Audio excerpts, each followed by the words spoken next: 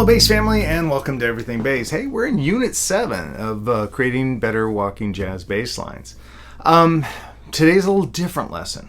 You heard me playing through a 2-5-1 in G major just now, but I wanted to actually talk about, to give you a framework that will help you when you're improvising to make great choices in your note selections. Now, anytime there's a rule, there's exceptions to the rule. I remember when I learned what I'm about to teach you, and then part of my training in MI, we also transcribed walking jazz bass lines. And so I was told this one thing, and then I was transcribing and found a section where the bass player broke this rule.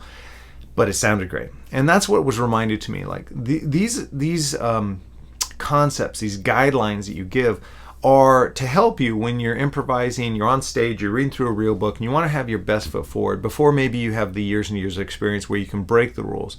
So these are important.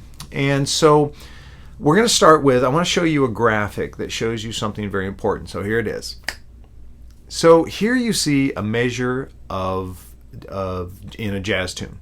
And the 4 slash marks represent the 4 quarter notes you're going to play as part of your walking bass line. Now you notice the first beat and the third beat, they're called strong beats. Now these beats are real important that you have a chord tone on these. Now again, you'll find exceptions to this rule, but in general, by putting a chord tone, a root, third, 5, 7, or if there's extensions on the first beat and the third beat, even the untrained musical or audience member who has no musical training, they can actually hear beat 1 and beat 3 and hear I get the essence that chord has this sound to it. Now if you look at beat 2, you notice it's a weak beat. Weak beat means it doesn't have as much strength in determining in the listener's ear the tonality of the chord. So in the second beat, being weak, you can play a scale tone there. You can play a chromatic, but I think if you're first getting going, I would put a scale tone there. Now you'll notice the last beat is called leading on the diagram, but it's actually a leading tone. It has more to do with the next measure that comes, the one that follows the one you're on, than the one you're on. It's kind of a hallway. If you think of these measures as rooms, then the fourth beat is more of a hallway to get the listener to the next room. So that can be a chromatic. In fact, it's great if it's a chromatic. It can be a major or minor, a major second also. It can be a perfect fourth, perfect fifth, something that really leads the listener's ear. But you also, because it's more to do with the next chord than the one you're on, sometimes the note you play has no real direct relationship to the chord you're on because, again, it's a hallway. You're redirecting people to over here, no over here, no over here. So, let me give you an example. If I'm playing on A minor and I play the root, that's my strong beat. I'm giving you the strongest possible beat you can, tone you can, which is the tonic. Then on this weak beat, I play the second. Now I'm thinking Dorian in my mind. So I play the second, the B. On the third beat, I play the C. So what that gives me on beat 1 is the A, beat 2 is the C. I'm giving the listener this. Definitely a minor third sound, really directing the listener to, hey, this is minor 7. This is, again, they might not know that, but that's what they feel, and that sets the foundation for all the other musicians to build on, that we've prepared the listener that this is the tonality. So we played a root, a chord tone, a scale tone, a chord tone. Now my next chord is D7, so I could play a flat 5, the E flat.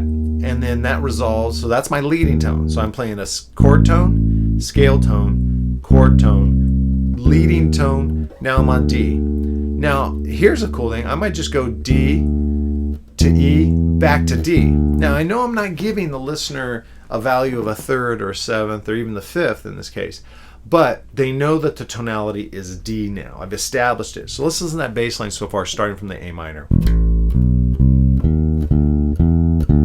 Now I'm going to G. I already did a chromatic above, so I will go back to the A, which is a whole step or a major second from the G. So let me play that slower this time.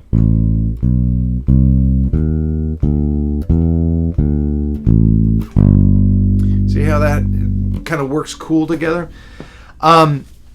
So this is kind of a short, you guys used to the creating jazz walking bass lines videos to be longer and more involved, but this also has a unique opportunity for my Patreon supporters.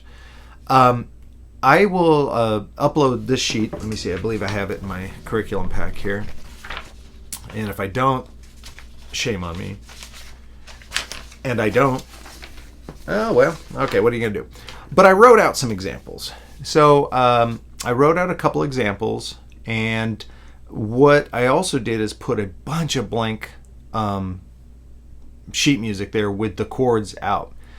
For any of my Patreon subscribers, and you're welcome to become a Patreon, it's just $8 a month, but go to the link in the description, sign on, be able to get access to those posts, find the post, Creating Jazz Walking Bassline 7, and download the attached file. Now that's not just where it ends. What I want you to do is write out a bunch of bass lines using some of the using the strong beat, weak beat, leading tone concept.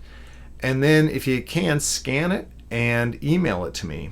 And so if you're a Patreon subscriber, what I want to do is I want to look at it, maybe make suggestions. I may even, call you or get you on a Zoom if it's feasible, if we're in similar time zones or we can make it work. But at very least through email, I can make maybe some suggestions or just tell you, yes, you're on the right track. Because honestly, if you know your scales, you know your arpeggios, you know your fingerboard, this becomes just a good jumping off point. And I have to underline this, bold, italic, make it so you understand this is not the only way. It's a great starting point. It will give you, especially if it's a song you don't know, a band you're not familiar with and you've been asked to sit in with, and you're playing a chart and you look at it and you're like, I'm not sure. You can fall back with confidence on this idea of strong beat, weak beat, strong beat, leading tone, and have a really great chance for success.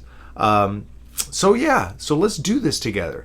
I look forward to it. And for my Patreon supporters, please take me up on this. I know your schedule can be busy. There's no deadline. Like this offer of helping you work this out does not end on a certain day. It's whenever you want. And if all my Patreon subscribers do it and I get a whole bunch of new ones and end up hundreds, I don't care. I just want to help people with this concept. So write out as many bass lines as you can think of. Maybe don't always start on the root. Heck, don't even start on the root. You can actually start on the third, the fifth. 7 can be dicey, especially if it's a major 7, but you decide. Hear how it goes. In a future video, I think I will show examples of when this rule has been broken, but why does it still work? And I think that'll be important. But I'm going to set that off in the distance because I want you guys to get used to this concept. It definitely gave me, when I learned it, it gave me the confidence to just jump in and play a chart I've never played before and give the rest of the band and the audience a good foundation to improvise on. So I hope it does for you the same. Let me know any questions. This is a different concept. This is a different version of video for this series, but I think it's important. I want to make sure you had this information. So let me know what you think. So brothers and sisters of the bass, thank you for stopping by. And I look forward to when we can hang again. So message me, okay? Definitely Patreon supporters, I'm a resource. Do the homework, email it to me, and let's work through it together. Thanks so much, guys.